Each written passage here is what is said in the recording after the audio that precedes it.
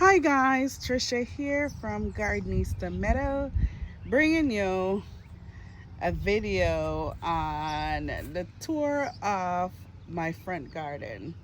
So this is like half of the garden, and there is my door, and I have half over there, but this half first because that garden is fairly new, couple years now, and it's developing really nicely. So I'll show that a little bit later on in the season when things are more mature and I have things to be shown or be seen. So I have this variegated hydrangea that takes a while to come up. I don't know if you can see it's peeking out there, but usually it takes a while to come up. But when it comes up, it doesn't really bloom. So I'm hoping that it blooms this year. Now, the spot is very sunny and it does not get any shade, but maybe evening shade. Um, so maybe that's why, but I like it. I like the way it makes this spot feels and look. And I don't remember the name of it. I had it now. I think it's one of my original plants in this garden or this bed. Um, but it's one of, is it Pinnacle? No, it's not Pinnacle. It's it's not Little Lime or Sugar and Spice, but it's one of them. When it gets bigger, I can show it. But right here, this is a new container that I found. When I see container that is on the side of the road that could be used for something else, I usually grab it. Now this is or was a fire pit, and I turn it into a bed. Isn't it cool? It looks like it's taking off. I like it. And I have some poppies in there. Rhododendron that I'm trying to start, and rose buds. And then I had what are this? I don't remember. This was fall, so I'm hoping perennials. I'm hoping that they come back. Um, so last year I moved this clematis and put it here. It's in a pot. Um, and I'm hoping for it to get bigger. But it is getting really nice already. Even the bottom, it's filling out, which I like. And I have a catmint below. I actually like when I can't see the pot, like the plant is like floating in the air, kind of. So that's why I put that clematis right there. And then these plants also contribute to hiding the pot from eyes, so that I kind of get a floating look. I don't know if you guys understand what I'm saying, but I like that. Also, these two bird houses. These two bird houses are from Pier 1. Way back then, I still have them. I since paint the top one in blue, that monochromatic look, but the bottom one is original, and I like them. And also, I did a catmint beneath, so I kind of get the floating, so I don't see what it's on, kind of. I don't know, but it looks good when it comes. I have a couple of David Austin roses, and that's one of them. Queen of Sheba, Queen of my hearts. But it's really healthy, and I can't wait. It has some small pink blooms, and they are beautiful. And if you're colorblind, they could look like peach, which is really pretty. And the scent is just amazing. Like a scent that a queen would wear. Um, very soft and smell so good, and it's lasting. If you rub it on your wrist, it's lasting. I love that. And of course, I have bleeding hearts. I have four in the spot, and every year they come up beautifully. They don't disappoint. I don't have to do anything to it. Um, and when it comes up, it just looks like someone paint some heart, and it's open it and it's just bleeding. Sometimes my heart is like that. I feel that. All right, so I have some hostas. Is this quick fire sugar and spice? I don't know where I get sugar and spice from. No, strawberry sundae. I like now to keep the tags on plants because I don't know them. Sometimes I forget them. I know them. I know what I purchase, but sometimes I'm like, wait, is this a sugar and spice or a quick fire strawberry sundae? And it's beautiful. It starts with soft white, and then it goes into pink, beautiful antique pink, like someone lived in it, if you know what I mean. Very, very, very good plant to get. If you're just starting out, it's a good starter because it won't die, and what it will get is bigger and bigger every year. Um, and what you have to do is either prune it or move it to a different spot. But when you invest in them, it may cost you a pretty penny at first. Like this one was $25.98.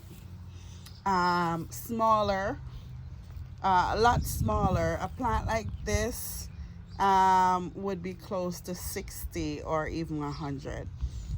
But once they get established, oh, it's beautiful every year.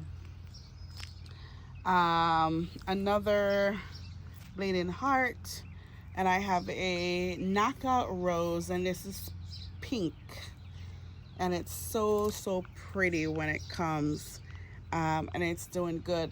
Now also I like to, if I can make one space and use two plants for it, I will. And I did, actually nature did that. I don't remember planting the bleeding heart right under this rose bush, so I think nature did it. But it's a good idea. You know why? Because bleeding heart can't take the sun. And what it will do is it will die down in the middle of June, July, till like nothing. I don't even have to cut it down. And what it will leave is this beautiful rose. So I'm glad that it did that.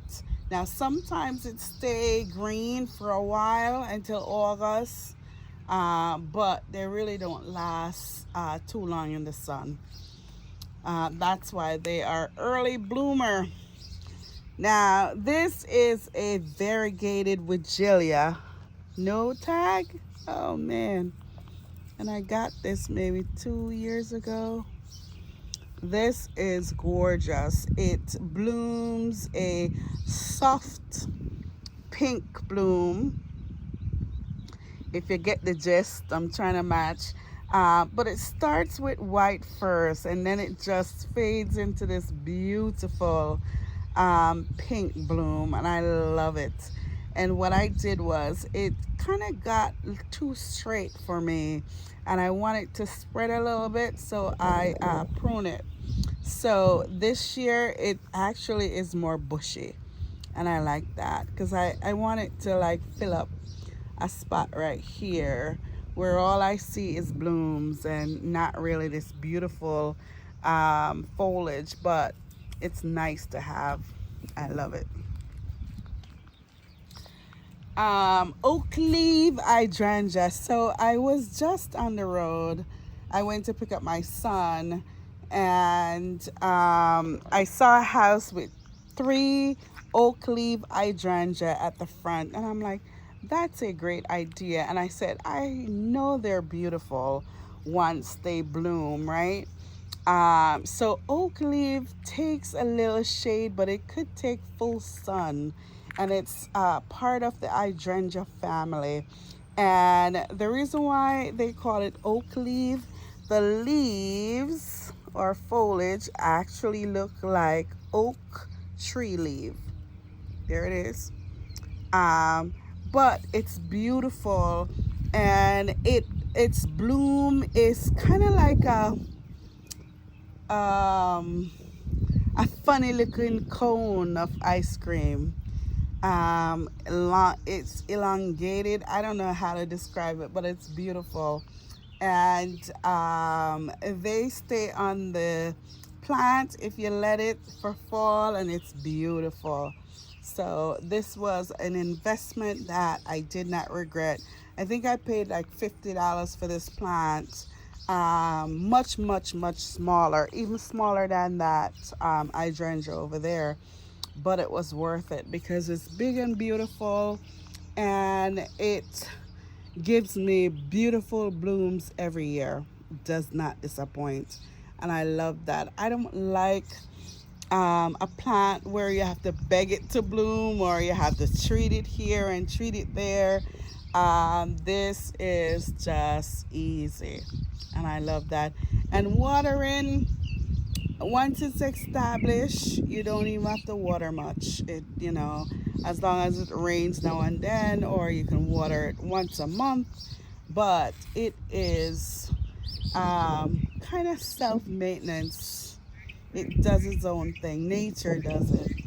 Of course, the bee just passed by to let me know it's nature. God. All right. So, nine bark. This nine bark is looking leggy, and it needs to be pruned. And maybe after it blooms. Now it blooms some beautiful small red like bloom, and it opens up into something glorious. And I like the color of it, and it really uh, I almost want to say accentuate, but no, it highlights this spot right here. And I love the height. Now, one of the things that I don't like to do is to make a tree or a bush too small that it's not filling in the spot. And if you see this, it's almost a little bit too big, because if I would, if I wanted to cut it or prune it, I would have to get on a ladder to do it. So almost a little bit too high, but it is beautiful. I love the size. I love the length. I don't like that it's hiding the window, but I love it. And one of the things that the oak leaf hydrangea does too, it just comes over. I mean, nature does its own thing. It just moves over here, and it just surrounds this beautiful bush nicely. And I like that. Another bleeding heart. This is the original parent plant that I got all these other ones from. Now, when it feels like it, it just sends seeds all over, and I get new plants. Or I have to take piece out and put it where I want it. But it's beautiful. It is it is mature size. Go figure. What is this again? I don't remember, but fall I'll explain it because it blooms in fall. Now this beauty, I'm looking for the tag and I don't have it. It is beautiful. The shade of it is gorgeous. It lights the spot and tells me that, hey, it's so nice that everything around it looks gorgeous just because of it. You know, sometimes when you look good, and everybody's saying, hi, how are you doing? Oh my, you look so nice today. And do you know that when you look good, you make everyone around you look good? So this is the plant. Hosta is below. It fills here nicely. I don't like holes. Like right there, I don't like, but this will fill it in so I don't see the earth or the ground. My tulips are getting old, but I love this pink, and as you can see, it's pink with small patches of purple and orange, I think. Yeah, see that rose, that tag over there, orange. So right here I have hydrangea over there, so big. And I think these are goat's beard, two of them, or goat's tongue. I don't remember. Goat something. And they kind of look like a viburnum, the leaves, but thinner, and a little bit longer. And they bloom white. Very nice. In a couple of weeks, they put on beautiful bloom. And I have a peace rose. I think that's the tag for it. And something rose here. So I prune these, and you see it. The stem is brown, so I don't know what's going on, but it's still healthy. I don't remember what I have here in the base, but it blooms in fall. I try to balance it with spring, summer, and fall, so it looks good all the time. But I need more spring stuff that blooms and more fall stuff that blooms. Summer is okay. I have some blooms in the summertime. That tree, I don't know. I forgot. But it blooms purple, which is really good. I just moved that rhododendron here. The tag is in the dirt over there. It looks kind of brown, so I'm not going to disturb it. I'll just wait until it's established and I explain it. But I just moved it from the back here. So here we have see, anything that's tagged, they're fairly new. Either when I have YouTube or... Alright, this is, and I love this because sometimes, come on, oh. This is lemony lace elderberry, and it is gorgeous. See those gorgeous blooms. I love the soft yellow. It's like a soft yellow or a half white bloom, and they are gorgeous. And it's nestled beside this Azari blue satin rose of Sharon, and it's done in like a tree form, which is really pretty, and that color is intense, and I love it for this spot. Love it, love it. I just moved this azalea here, and it bloomed, which is good, from the front, and it is doing great. Um, the variety I don't know, but the blooms are purple, the bright purple, really, really pretty, and it's already bloomed and done. So I'm gonna love it next year to come in early and then go out. And then I have a hydrangea, a cherry something. This is a Japanese name. I was just saying, like, I don't remember that name. But I think I have the tag somewhere. It blooms really pretty. See these cluster? But they're gonna be tiny pink flowers, which is really pretty. Um, really nice. So it's not too bad. I have my pots there, stuff.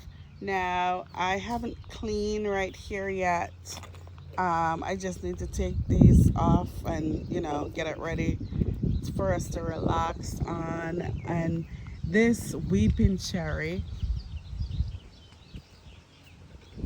this weeping cherry is really beautiful. Really beautiful. The flowers, really beautiful.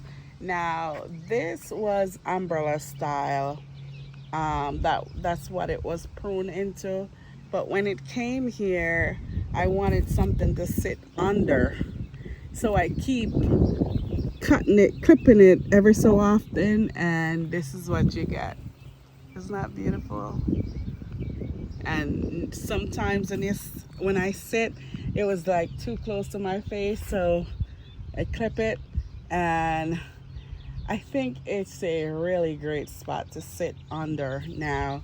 And I have two pinnacle hydrangea that surrounds it, which is really pretty.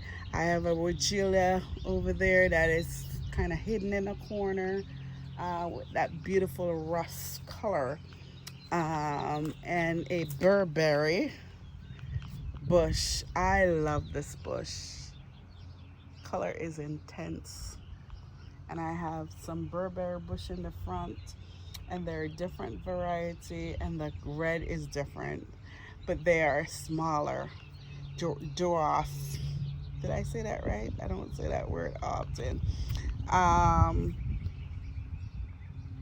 and I have another hydrangea, and what's the name of this again? I don't remember, but it's a good ground cover. I actually did not know it was ground cover or invasive until I saw it 2 years later. And I since moved it to different spot to get this glorious coverage. It's really nice. And then these two trees right here really fills this spot nicely. And I like it. I like it. That's in the way. Very nice. So remember to plant a seed today and watch it grow. And if you have too many, instead of putting them away, tucking them away for next year, give them to a neighbor or a coworker. If you know that someone has a garden to tend, and share it so they too can get into the experience of something wonderful. Just to come out and see what your seed comes from or come to, it just melts your heart, right? I know it does mine. Peace.